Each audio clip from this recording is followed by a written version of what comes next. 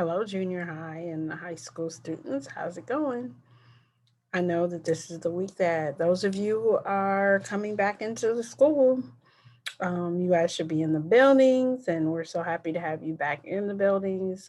It's always good to have kids in a school building because that's what makes a school building a school, or the students. So, welcome back.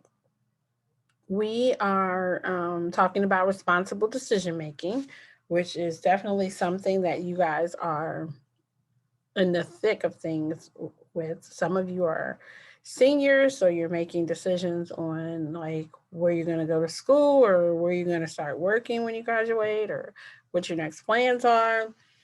Others might be thinking about summer plans or whatever. You guys are always making decisions at the age that you are at.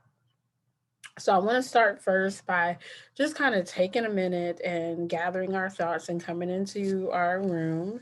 And I want you to stop and do absolutely nothing for 3 breaths in.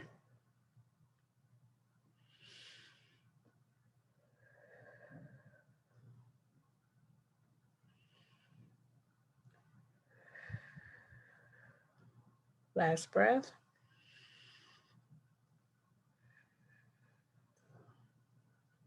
Now, with each breath, I want you to try thinking about and saying to yourself, let go. Just let go. When you do your breathing, let go. Let go of the negativity. Let go of um, stress. Let go of negative energy. Let go of bad feelings. When you do those breaths, I want you to say what you need to let go. Because everybody's got something that they need to let go. Deep breath in and out. Okay, so our topic today, as we're talking about responsible decision making, which is our fifth of our SEL competency um, in our castle, in our social emotional wheel, we're going to start talking about executive functioning, critical thinking. So, what is executive functioning? Executive functioning is the management system or part of the brain. So it's the part of the brain that manages a lot of different things. So going back to our upstairs and our downstairs brain and our prefrontal cortex and our thinking, critical thinking part of our brain, um, that's where executive function kind of lives. And there are some things that are involved with executive functioning, such as um, setting goals and making plans. So, planning things and making those goals for the future. And also, that how do we get things done? Like, so what steps does it take to get certain things completed?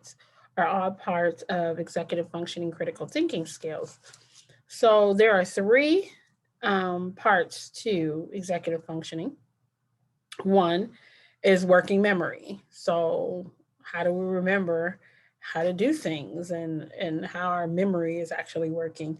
Two is our cognitive flexibility. So how flexible am I when my mother may ask me, I'm in the middle of maybe playing a video game and she comes in and says, hey, it's time for you to do the dishes, get off the video games and come wash your dishes. Do you flip out and kind of flip your lid, or are you able to stop playing a video game knowing that you're going to be able to come back to it after the dishes are complete and go wash those dishes and then come back later? So that's that cognitive flexibility, being able to switch and flip back and forth. And then there is what they call inhibitory control, which is that self control. What is it? My impulse control. How am I able to control my thoughts and feelings and emotions? Almost kind of like that self regulation piece. So all of this ties back into that upstairs and downstairs brain that we have talked so much about over this time. So I'm going to stop for a minute and I'm going to play a video that hopefully will be able to assist us a little more in executive functioning skills. I'm going to share my screen and come here, and then just a little larger.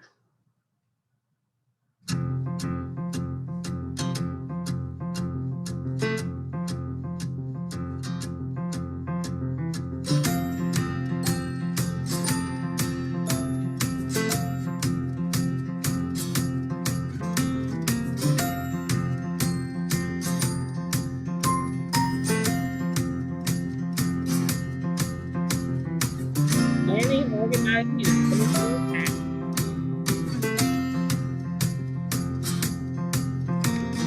So planning in your room. Yeah. Taking a big task and breaking it down into smaller chunks.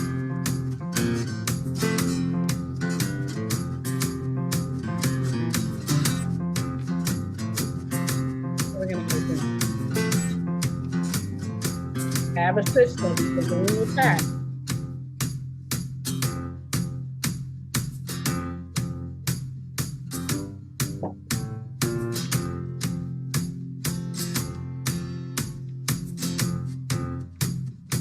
Finishing your task.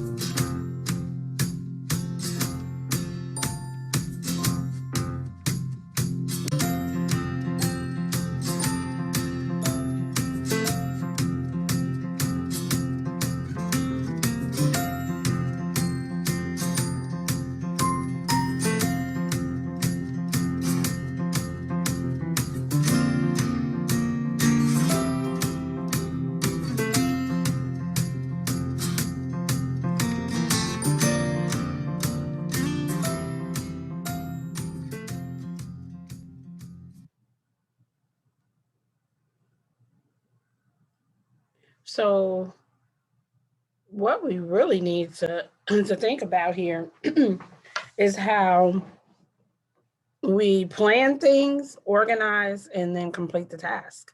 That's our executive functioning. So I want you to stop and think for a minute and write down really quick. Get a piece of paper and a pencil, and just really quick write down all of the things that in a daytime that you are planning and organizing and doing tasks for throughout the day. Stop the video and I want you to make a list. So now that you're back, I want you to think about that. All of the things that requires executive functioning in a day's time.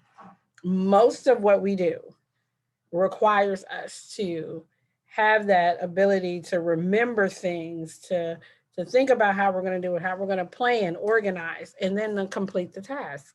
So when we have a problem with organizing, and I'm just going to be very honest with you, my daughter, who is in the 7th grade and she's 12 years old, she has a problem with organizing. Like organizing is a real issue for her. So I know that that's an executive functioning skill that she just really doesn't have. So how do I strengthen that executive functioning skill? So we do a lot of things like having her write things down in an orderly manner, using colored, different colored ink pens for things, um, tabs for different things, and really like in her room, like having everything really in a place, you know, that this belongs here and this belongs here. Um, so that's a skill that we're working on building more, building that muscle in her brain a little more. Um, so there are several things that you can do, and they're actually really fun things, I think, to do to help you pay attention better, organize, plan, prioritize. Let's see, regulate emotions, um, do some self monitoring, excuse me, and how to stay on task. So any of these things you can, If you have them in your house, or if you know of a friend or something, you guys are like, what can we do? We're going to work on our executive functioning skills, and I'm going to actually charge you during this week to find one or two of these items and play a little bit with it. So let me share my screen again, because I've kind of created this cool little, how do I work on my executive functioning skills? So um, as you can see, it's called Executive Functioning Games and Activities. So one of the things that you can do is play Scrabble. Here's a Scrabble game. Because Scrabble is one of those things that you have to kind of strategize. You have to think about words. It has memory in there. Pictionary. Pictionary is another great one, because you have some, words that kind of come out, and then you have to think about, oh, how do I draw this? How do I construct it? How do I, prioritize what part I'm gonna draw to make people know what it is. Jenga. Of course, Jenga is one of those things where you have to, strategize and work on focusing and task building. I don't want to pull this one because the whole Jenga thing might fall out. Of course, chess, you always hear about, this is chess, not checkers. Is a phrase that's always used, because chess is one of those things that's a real strategy, and it's about planning your next move and organizing um, like what you're going to do next, and then what the task is going to be. So a lot of people love to do play chess.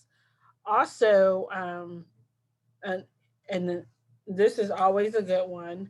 Um, Anything that kind of fidgets and you got to figure out how to put it together. So this is a picture of Rubik's cube, but it could be anything that once it's not together, how do we fix it and put it back together? Also, puzzles are a great executive functioning um, um, skill way to work on that skill. And what do they call these, like Scadudo or something like that, where you have the number games where you try to figure out the pattern of things, um, crossword puzzles, anything like that. All are great ways to excuse me, work on your executive functioning muscle, if that's what we're going to call it. And I think that that's what we really should call it, because it really is us, you know, helping our muscle become stronger in that area. So I'm going to ask for you guys to find in the next week at least one, I would like two, of those games that you've played with someone, just to kind of see how it kind of works and how your brain works to complete it. So thank you for being here today and listening to our executive functioning lesson on responsible decision making. And if nobody has told you that they love you, I do, and I always will. So enjoy the rest of the week, and I will see you next week.